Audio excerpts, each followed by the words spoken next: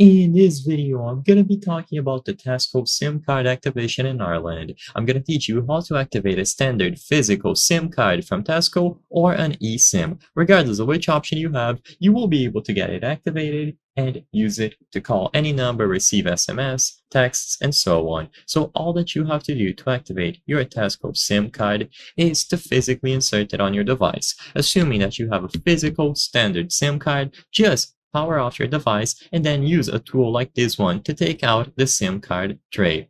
In here, just insert the SIM card from Tasco. They are going to have three different sizes. So you have the standard one, which is a little bit bigger. You have the micro, which is a little bit smaller. And then finally, you have nano. So you can choose whichever one you prefer. Make sure to get the corresponding one and then insert them into the SIM tray.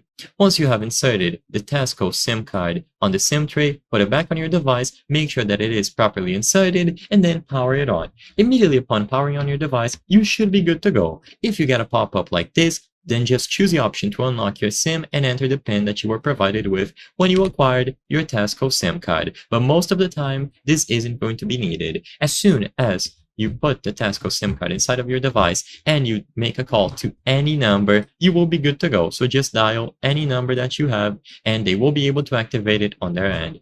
Alternatively, if you have an eSIM, you have to go over to the settings and then access mobile service or cellular options. So access the settings on your device, choose mobile service or cellular, and then you will find the option to add a new eSIM. You can also convert a physical pre-existing SIM into an eSIM, and usually for Tasco, this will be done by scanning a QR code. So this will allow you to use your camera to scan this QR code, and once you have scanned it, it is going to be set up automatically for you. So choose whichever option you prefer, either for a standard physical SIM card or an eSIM.